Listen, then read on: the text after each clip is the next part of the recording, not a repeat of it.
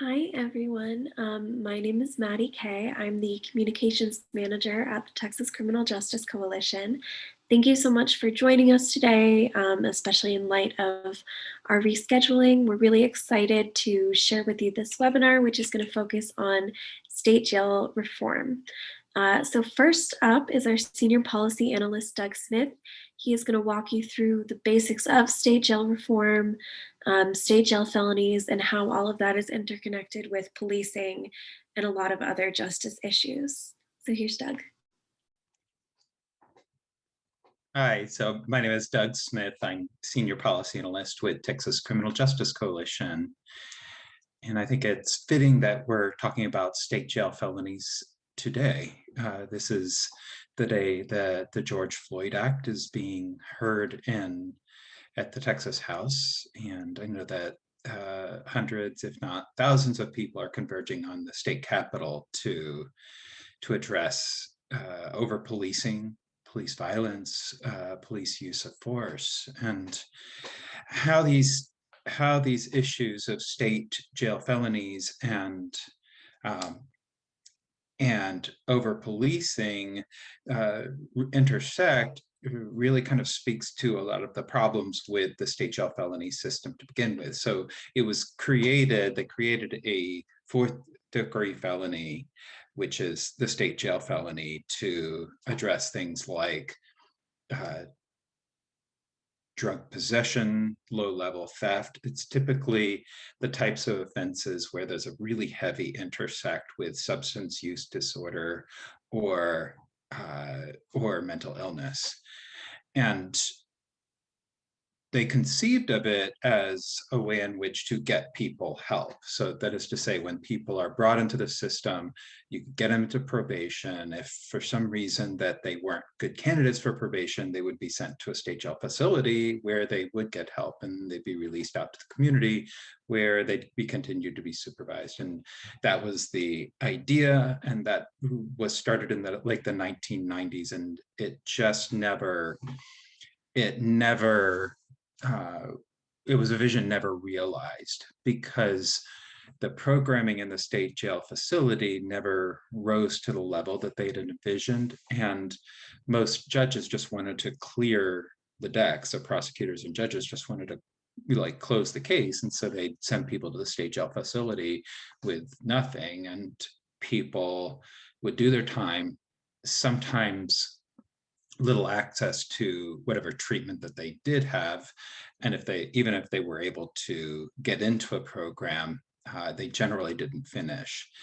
And one of the tragedies of doing that is that people were sent back to the community into the same exact circumstances that they came from, and oftentimes released into homelessness. So we've heard actual instances directly from state jail facilities themselves, where people are finishing their terms and being driven into places like Austin and dropped off at the homeless facility, oftentimes in the same alleyway where there's open air drug dealing. So there's just this cycle of arrest and incarceration and reincarceration, oftentimes with no services attached to it. On the front end, though, people have been thinking for years, so how do we then emphasize getting people into probation? And that is where a lot of people who are trying to enact reforms have really focused. Like, how do we incentivize someone who is arrested for a state jail felony to get help? And if we can just get them into probation, if we can just get them into a program like the Substance Abuse Felony Punishment Program, then it's all going to be good, and we'll prevent the incarceration, and they'll stop cycling in and out. And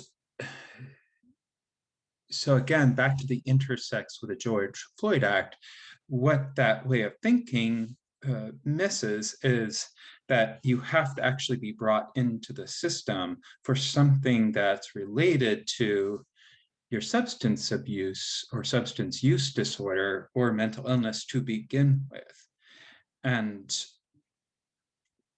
And we miss the key opportunity there, and we miss the real problem. So there's a concept in mental health called the sequential intercept model. And what that means is that you're looking at the various points of intercept with a criminal justice system where you might have done something different to keep from someone with a behavioral health issue from getting deeper into the system. So you think about what could you do at the front end, like police.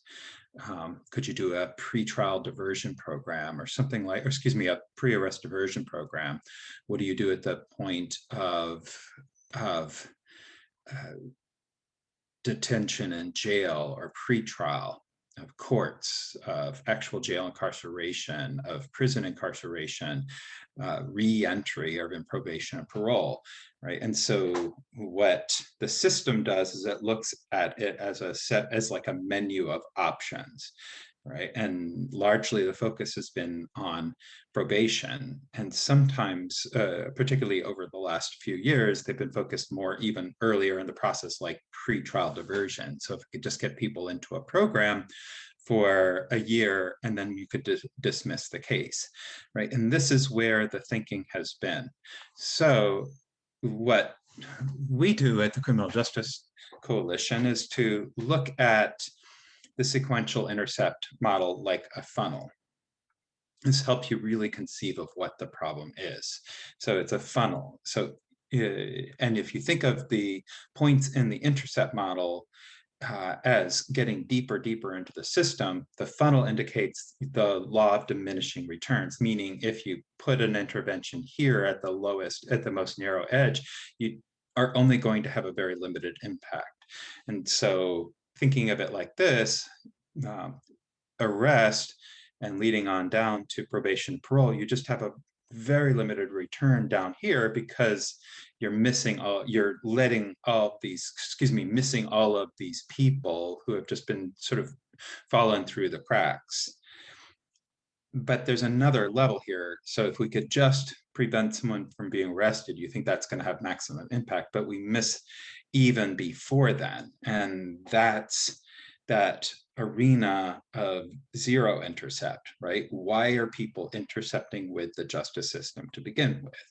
So what we did at the Criminal Justice Coalition is that we worked with partners like UT Law, Texas Harm Reduction Coalition, grassroots leadership, and Students with Sensible Drug Policy.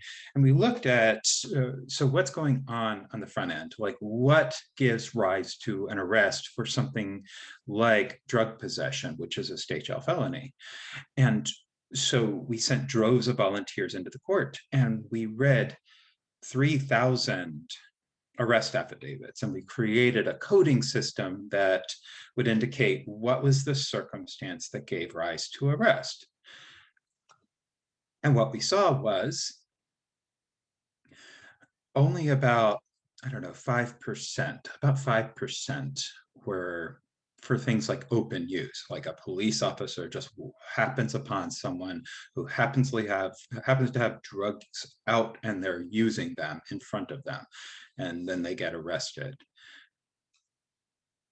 There was another small percentage that were for dealing drugs. There were smaller percentages for suspicious person or drug-induced behaviors. These all of these together represent just a really small portion of the reasons why someone gets arrested or the circumstances that lead to arrest. The two main factors that lead to arrest for drug possession are mental health crisis, including suicide or overdose. That one was really high. So it's when someone's passed out in their car because they've overdosed, ambulance comes, they get life-saving medication, and then the police officer arrests them. And then they put them into the jail where hopefully they'll make bond, and then they can get them into one of these great diversion programs that we've worked over the last 2 decades to develop. Usually they don't get into those programs. Typically they don't. And the one category that represents the biggest top reason why someone was arrested for possession was traffic stop. That was the main thing. So about 50% of all of the drug possession arrests arose from police tailing someone, waiting till they failed to signal, stopping them, and getting a reason, thinking of a reason that they would be able to get into the vehicle in order to search the vehicle. Something like, I smell marijuana. We saw countless cases. It became so clear that this was the pattern of arrest. They were waiting for the person to do something that could get them a violation, and then they would concoct this reason like, oh, I just smell marijuana in your car. That's probable cause. Let me get on in there. And they would find like a half gram of cocaine or crack, and they would take them on in, and then if the person had a prior offense, then probably not going to make bond. They're going to sit it out in county jail until they finally see an attorney, get set up a couple times. Then they'll be offering them probation.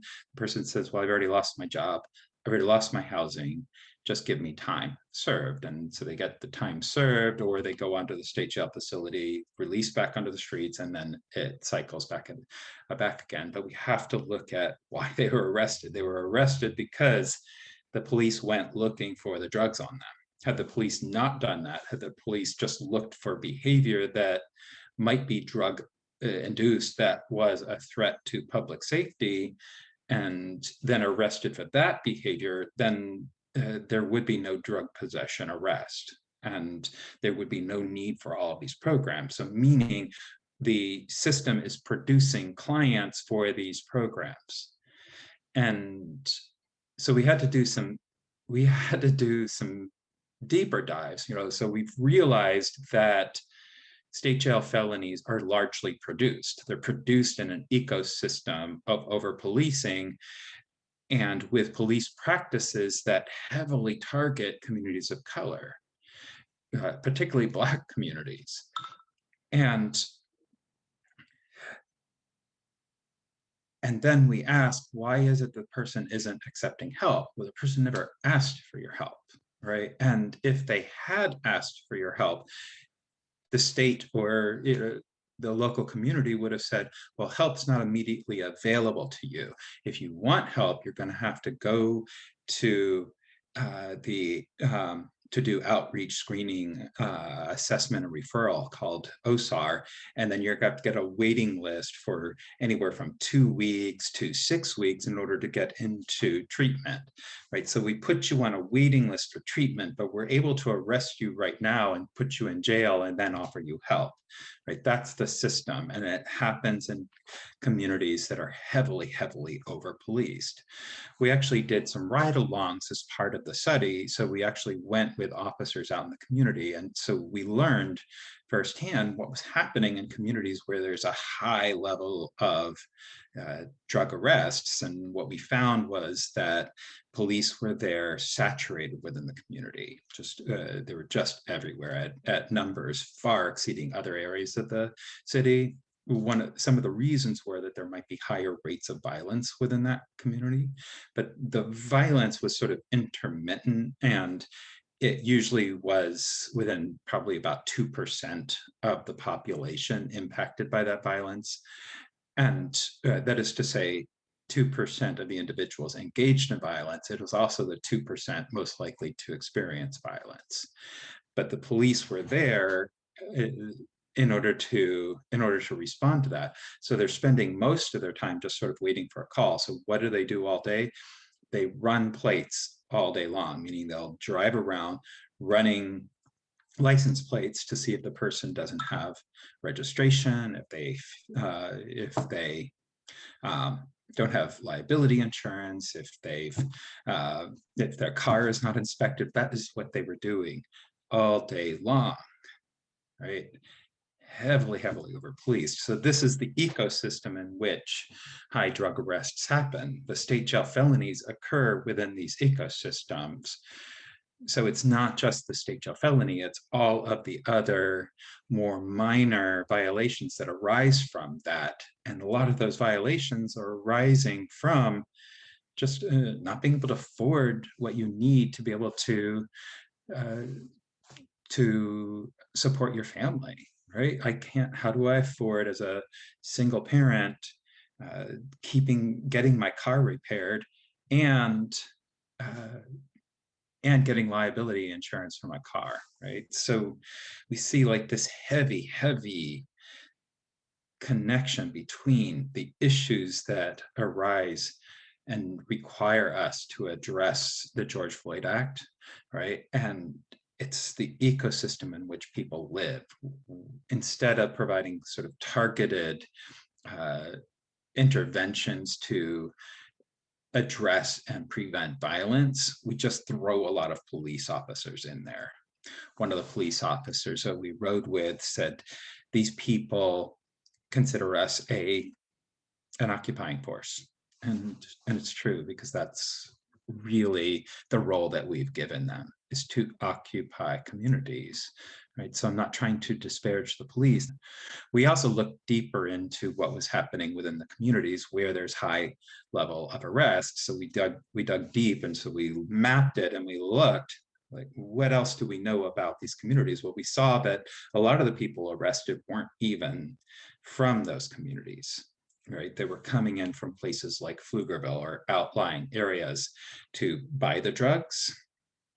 What that speaks to is that there was drug availability within a lot of these neighborhoods, and drug availability is a sign not just of probably untreated substance use, but it's also a sign of high degrees of inequality, right? So it happens in areas where the cost of living is higher than someone's capacity to be able to afford rent.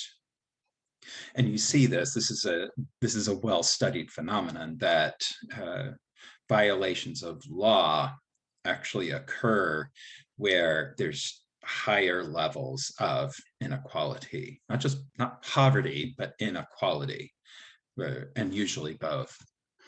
So we look more deeply into the communities most impacted, and we saw, it's very high percentages of social vulnerabilities where people were paying more than half of their income on rent, not able to afford all of their basic needs, not able to access the help that they need, often with schools that were of poorer qualities than white, wealthier parts of town, right? This is where all of this happens, right? And this is why the George Floyd Act is being debated today. This is also why we need to address state jail felonies, but we need to do it in a way that keeps people from ever going into the justice system to begin with, right? There is no good outcome for a community when you arrest someone for possessing drugs. There's just no good outcome, right? That individual might get into some sort of program that helps them, might, but then the person has to carry the collateral consequence with them for the rest of their life, right? Because just because you go to probation doesn't mean that arrest isn't going to keep popping up. And because it's a felony, then you're always going to be at a disadvantage with employers, with housing, and that's going to happen for the rest of your life. And so these people that we say that we're trying to help, we're actually diminishing their economic prospects, their ability, their capacity to actually provide for their family. And so you see how all of these issues sort of cluster around each other. If you want state jail felony reform, then we need to look at front end resourcing communities, addressing social vulnerabilities. If we could do that, then we could draw down police presence and be more targeted and just respond to instances of violence when you just actually need police to respond quickly, right? So, and then that opens up opportunities to say, what else could we do in our community to address issues that give rise to crime, or to law enforcement intersect? Like, how could we provide better homeless supports? How do we provide better mental health supports on the front end? So that's what this is about. State jail felony reform is just heavily connected to all of the issues that are being debated today around the George Floyd Act. It's such an important issue, right? And I just hope in this discussion that we're no longer talking about how to get a better specialty court, and that we're actually talking about equipping communities to succeed, right? And so I thank you. Thank you for your time. Thanks for listening to me. And if you can, send comments to your legislator, support the George Floyd Act. Thanks.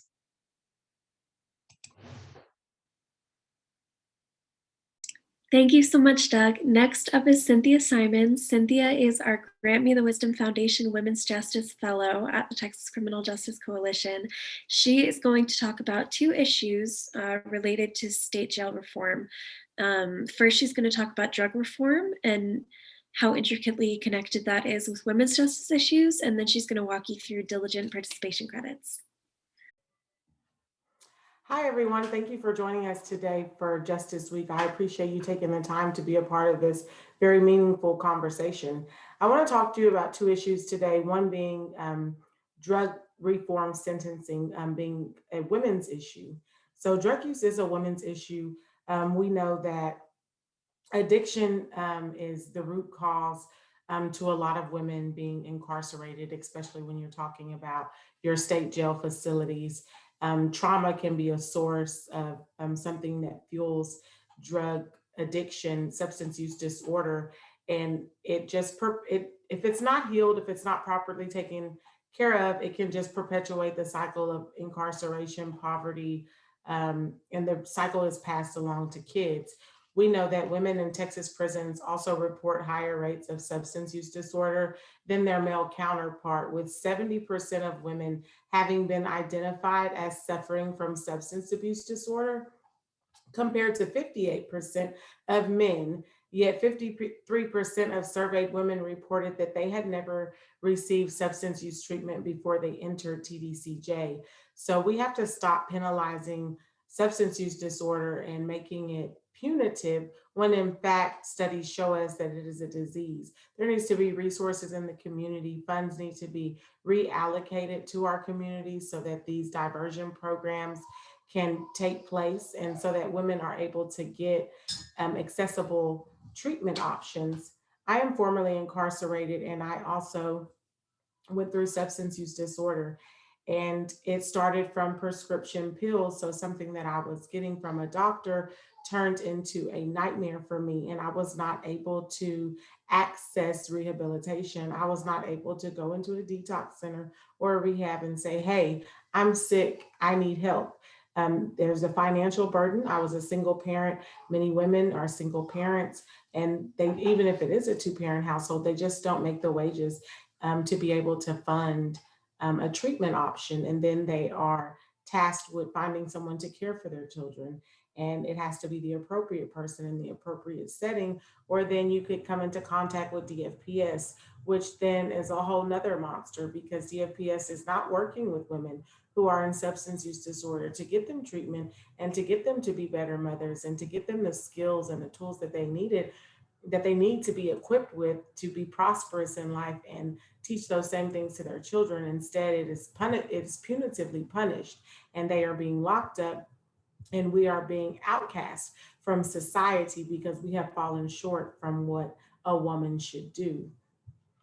We know that the war on drugs greatly contributed to nonviolent female incarceration rates, especially given that women are more likely to be treated with prescription pain medicine like opioids at higher doses and for far long periods than men. As a result, women have become dependent on opioids at nearly twice the rate as men. So again, going back to services in our community, some of these things are not, we didn't walk into it and say, hey, I'm going to become in substance use disorder.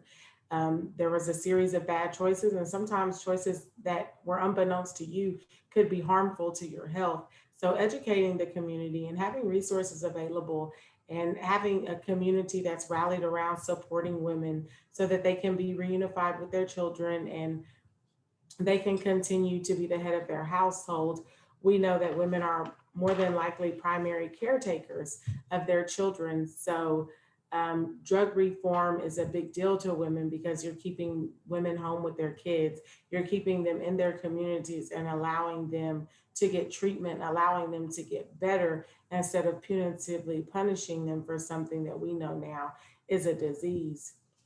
In Texas, approximately 3,600 women are incarcerated for nonviolent drug offenses, and their average sentence length is 9 years, which comes with a hefty price tag of $202,000, 202, $455,000 per woman.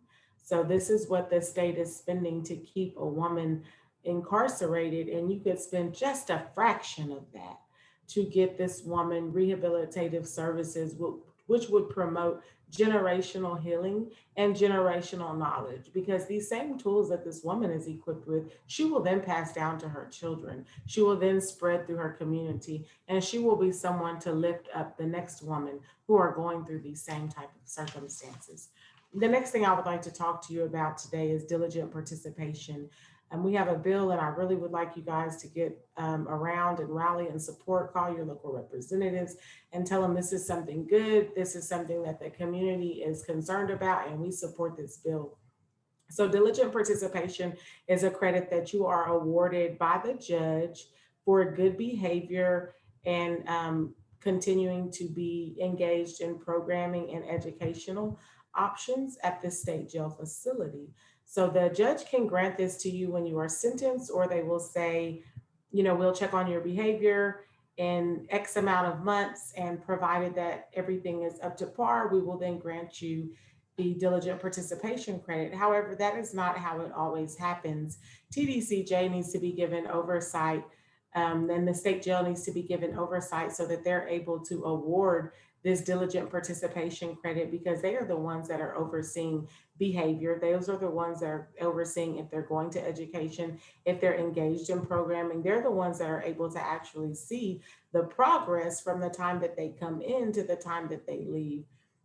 Not having this diligent participation credit being able to be accessed and granted by the state jail facility causes barriers to reentry. I was in state jail and I was told that I would be getting the diligent participation credit. So my family, which is a very small support system, timed my release upon what we were told, and that did not happen. So inevitably, my mother ended up moving to Alaska, and there are not transitional homes. There's not a lot of help. You don't leave state jail with a check.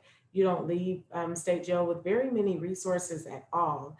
And because I wasn't aware that I was going to have to stay there, I couldn't properly plan. So it causes barriers for reentry when you're not able to really discern which day or around the time that you're going to be released. So you can't properly plan for your future in a setting where you're already not giving the resources and the options that you would have been given if you would have went to a longer term incarceration facility, if you'd have went to TDCJ. So you could have went through a transitional home. You would have maybe had probation or parole. So you would have those oversights. So there's a level of accountability there, as well as a level of resources. If you have a good probation officer or parole officer, they can connect you with some people that maybe can help with housing, that can help with jobs or point you in the right direction, versus when you leave state jail, you don't have anybody else left to talk with. And the shame has been placed upon people that are formerly incarcerated. So it's not likely that someone would go around and say, hey, I'm formerly incarcerated. I don't have anywhere to leave. I need a job. All of these different things that you need just as a basic fundamental in order to succeed.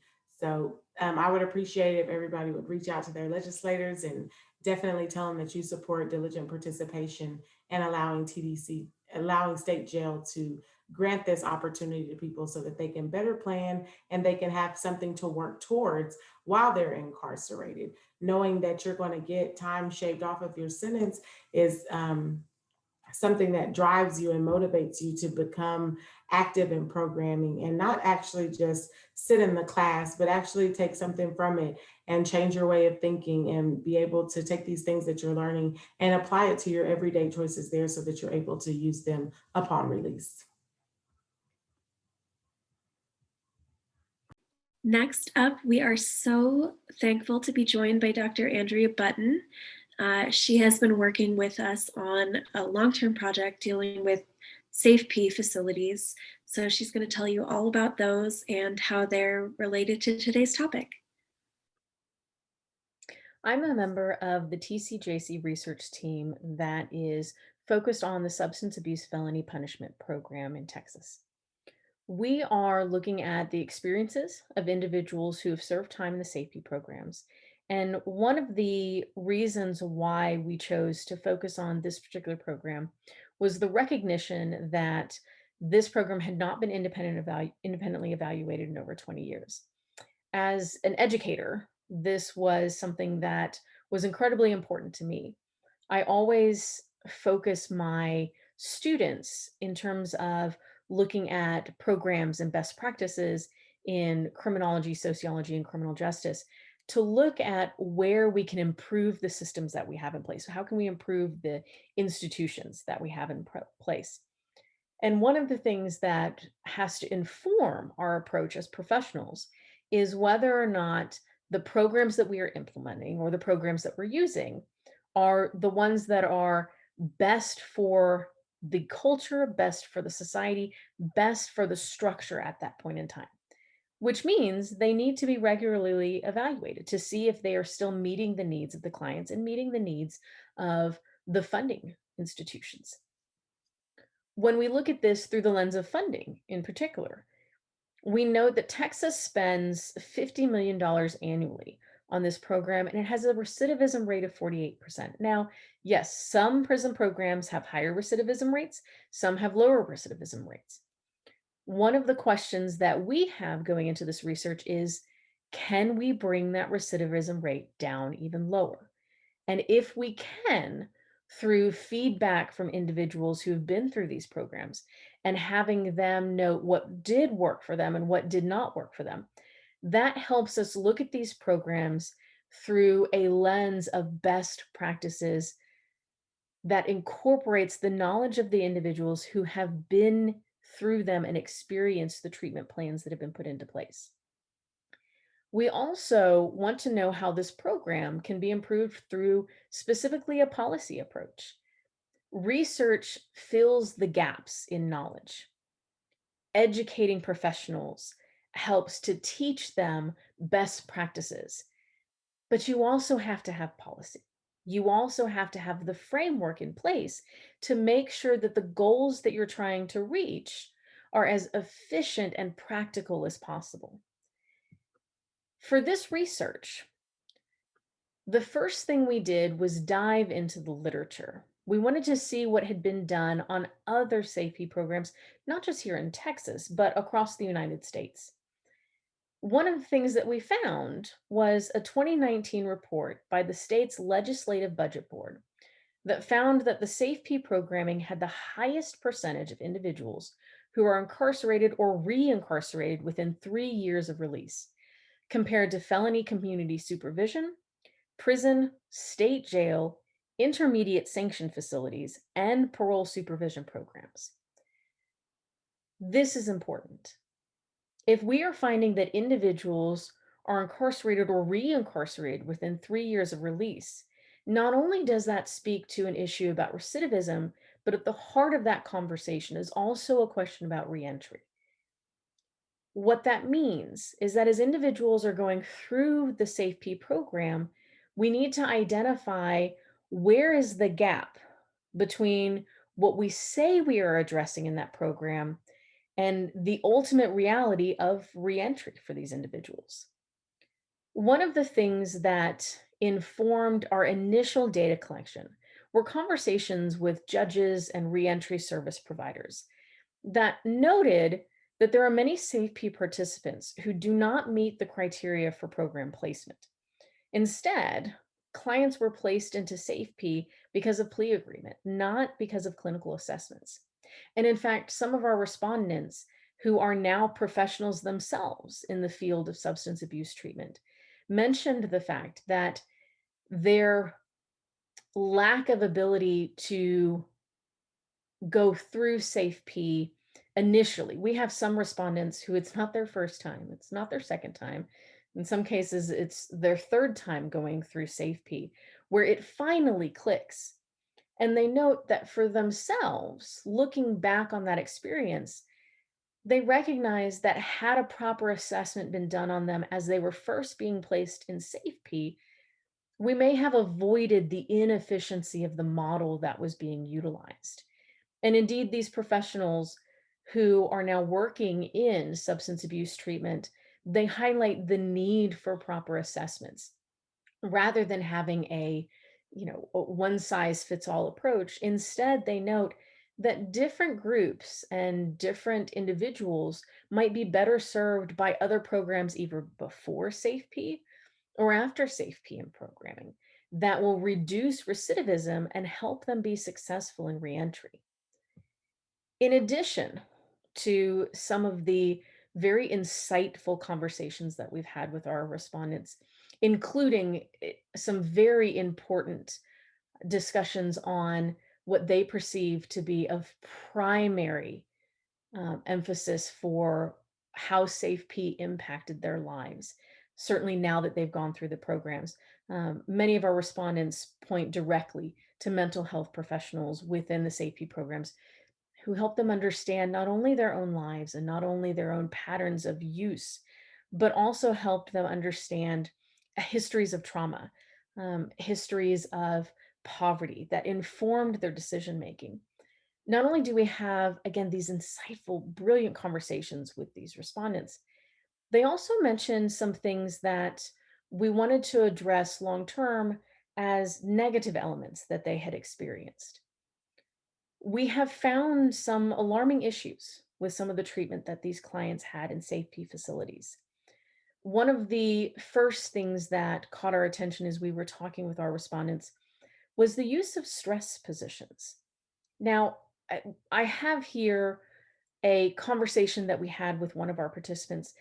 Several of our respondents specifically referred to this as doing chairs or having chairs as punishment. And the use of this stress position highlighted for them that it wasn't about treatment. It wasn't about learning how to have healthy decision making and to avoid substance use. Instead, for many of them, the focus was on the physical punishment that was being associated with SafeP programming. In addition, many of them talked about long term sleep deprivation, how lights would be left on for the majority of the day, all the way into the night, causing them to have an interrupted sleep cycle, which would cause additional mental anguish and stress on their bodies. Now, they understood that incarceration is not supposed to be easy, but the use of these tactics seemed extreme even to them. And as I mentioned previously, increasingly, many of them discussed, especially in conversations with individuals who'd experienced some of the very first um, SafeP programs that existed in Texas, and in some cases, some of them who are now professionals in that field and help go into SafeP programs and help talk to clients who've gone through this process. They've noticed the changes that have occurred over a couple of years, and they note that there's a lack of evidence-based mental health services and trauma-informed therapy. Now, again, as both an academic and a professional, one of the things I oftentimes teach my students is that we need to have the most up-to-date practices that we possibly can have that are implemented into the programs. This isn't just for education. You want to use best practices if you're teaching, kindergarten or elementary, high school, college. You want to use the practices that have the best data behind them. Now, that takes time in prisons. Prisons and correctional facilities are structures that are resistant to those changes because they have to have a model of efficiency that accounts for the slow process of legislative change, of policy change, of bureaucracy. But incorporating mental health therapy, incorporating the most recent data on substance abuse treatment should certainly be part of the core responsibility of a SafeP program. Again, we want to lower those recidivism rates. We want this to be efficient for the clients that are going through it. And in the end, we certainly want to save not only the state, but taxpayers as much money as we can. That requires assessment, that requires evaluation, and that requires best practices. In accordance with this, we have some policy recommendations that we have come to as a research team. Our solutions do highlight support for HB 2791 and HB 4102. And there's some key points I want to mention that go alongside this.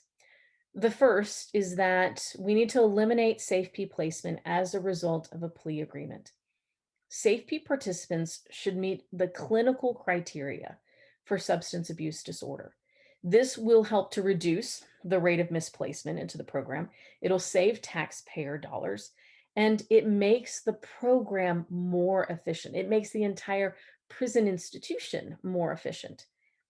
If you are putting individuals where they need to go to get the treatment they need, the rehabilitation that they need, then you're making the entire model as efficient as possible. Another thing that we note is that we need to mandate that TDCJ produce an annual publicly available report that includes data on yearly recidivism rates, parole and probation revocations among the participants, completion and non-completion rates for SafeP and aftercare programming. And in part, we are looking at this through the lens of our participants in our research project, the ones that noted that it wasn't the first time or the second time or the third time they went through the program. Their own frustration was matched by ours in the recognition that there has to be a better way of doing this. If SafeP vendors are not meeting previously established standards, then contracts should be terminated. That means that they are not implementing best practices. So educate, inform, and establish those best practices so that, again, we have a more efficient model. We are promoting the argument that we should require the Department of State Health Services to regularly review and update the SafeP program curricula to ensure, again, evidence-based, trauma-informed treatment methodologies are being utilized in the programming themselves. Now, this makes rational sense. Our reentry programs are evidence-based. Our public health programs are evidence-based. We should certainly have evidence-based practices that are associated with substance abuse treatment. We know that trauma-informed treatment methodologies have been incorporated across the board, both outside the prison environment and inside prison programs. If it works in those other programs, we should investigate how it can be utilized and implemented in SafeP as well. And finally, we argue that we need to require regular independent evaluation of SafeP program effectiveness. It helps to have a fresh pair of eyes look at your practices.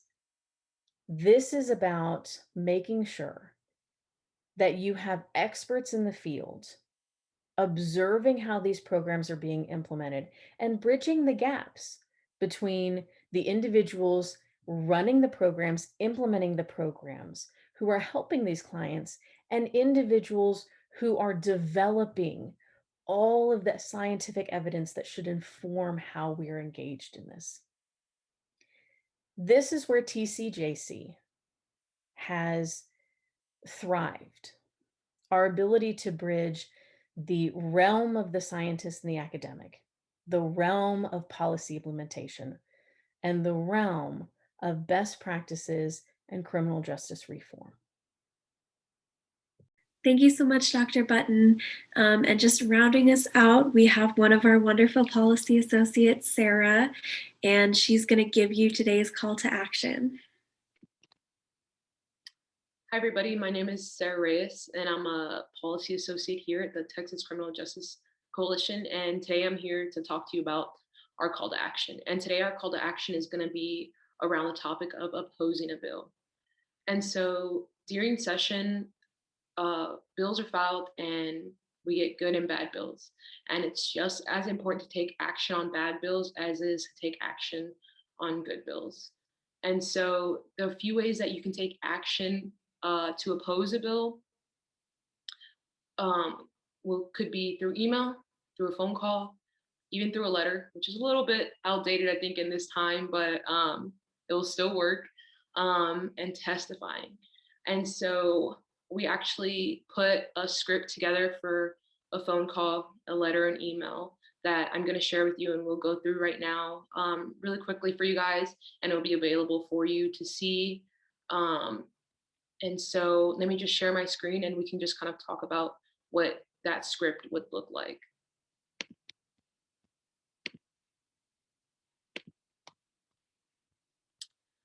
And so you can see at the top right here, it's kind of blank. There's no information in it, and it's just inserting your name, your bill number, purpose, and things like that. And so I actually also included an example of what it would kind of look like with some type of content. So this is all kind of made up just on the fly. I did this based off of my hometown and my name, and just everything's random. So there's no real 0 bill, but we'll kind of read through it together. So your email or your phone call will kind of sound like this. Hello, Representative Reyes. My name is Sarah Reyes, and I am a constituent of San Antonio, Bexar County. I am emailing you today or calling you today because I want to discuss HB 00 with you. I have a concern with Section 00 because it directly affects low-income people of color communities. I would encourage you to look at the failure in the 4th degree, as it gives information surrounding this topic. Please let me know your thoughts about this. I hope to hear from you soon, and I hope we can work together to create a solution that will satisfy us both and create a positive impact to the community. And so it's nothing too fancy. You of course want to include where you're from, who you are, especially if the representative who filed a bill that you do not like is from your county. A lot of representatives are a lot more receptive to people that are affected within their community. And so it is also important to insert the bill number or, the topic. Bill number, it's a lot quicker to just, them to look up. And very key to these opposition emails or phone calls is explaining why you are opposing it, your concern about it, and who this directly impacts. And something else that I kind of put in here was after that, in my example, I referenced failure in the 4th degree, which is research that someone at TCJC had done. And it's important, and it could be really helpful for the rep if you insert some type of resource or resources that you found that kind of made you opposed to this bill. And so it's optional, of course, but it does for sure carry some weight. It's helpful to the rep or whoever sees this email to just quickly look at it, kind of understand where you're coming from in that type of perspective, especially if they aren't too sure or weren't aware of this issue.